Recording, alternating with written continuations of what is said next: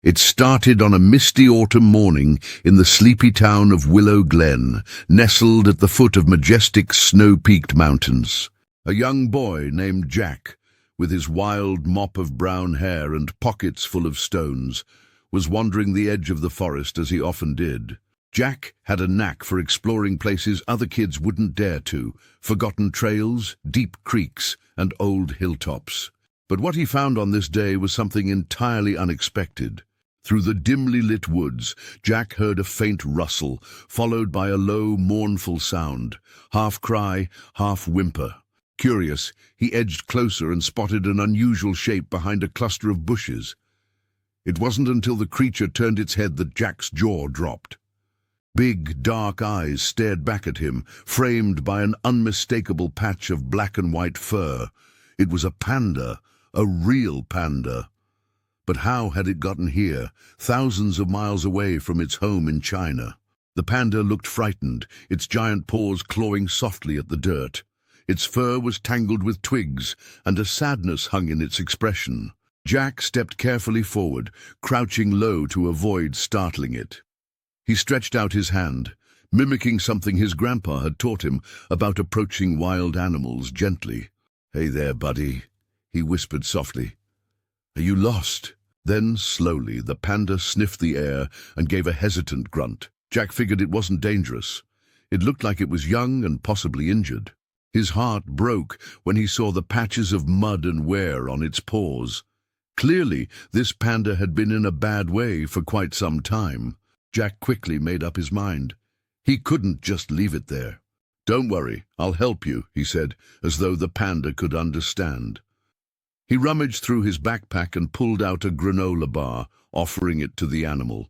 The panda sniffed at first, uncertain, but soon began eating, its movements slow but grateful. Over the next few hours, Jack followed the panda as it staggered through the woods. It seemed to be searching for something. Its family, perhaps? But the forest grew denser and darker, making movement difficult even for Jack, let alone a heavy, clumsy panda. Still, Jack didn't give up. He talked to the panda as they walked, telling it stories about how he'd once saved a baby bird that fell from its nest, about his dreams to become an adventurer and discover new places. As the day wore on, Jack realized the panda was getting weaker. It couldn't climb over fallen logs or steep slopes, and it whimpered almost constantly now. Jack felt helpless. What could he, a kid, really do to save a lost panda? He glanced at his watch. The sun was beginning to dip. If he didn't act fast, they'd be stuck in the woods overnight. And who knew what predators lurked in the shadows? That's when an idea struck him. The local ranger station. His dad had once taken him there to see how park rangers tracked wildlife. They even had radios to call in special teams for emergencies. "Come on, buddy," Jack said, determination lighting up his face. "I know where to go."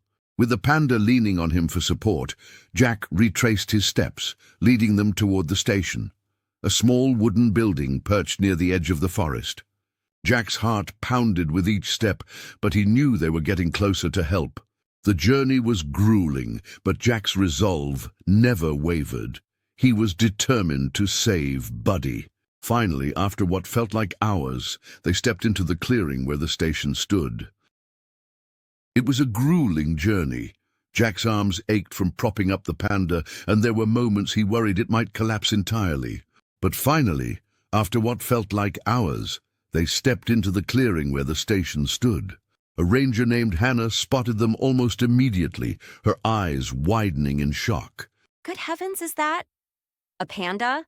Jack nodded breathlessly, explaining everything, how he'd found the panda all alone, how it seemed hurt and lost, and how he wasn't sure where it belonged. Hannah sprang into action, radioing higher authorities and wildlife experts. She carefully examined the panda while Jack stayed by its side, holding its paw as though they'd been friends for years. "You've done an incredible thing, Jack. Without you, we might never have found it in time." Over the next few days, the panda was cared for and given medical attention. News spread quickly, and soon scientists arrived to investigate how a panda had wandered so far from its natural habitat. Jack learned that the panda had likely escaped from an illegal animal smuggling operation. It had been transported far from home, bound for who knows where, before managing to break free. Jack visited the panda every day at the ranger station, bringing it bamboo shoots he bought from the grocery store. The panda was still shy, but it had grown to trust him.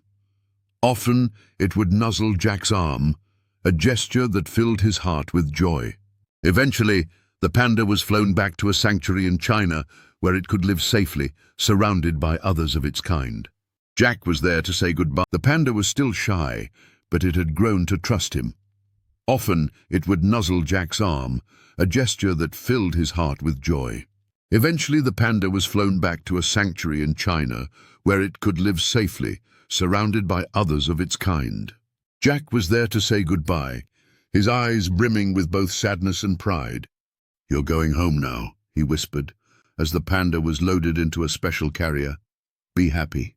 The sanctuary sent Jack an update months later, complete with pictures of the panda thriving in its new environment, playing with other young pandas, climbing trees, and munching on fresh bamboo.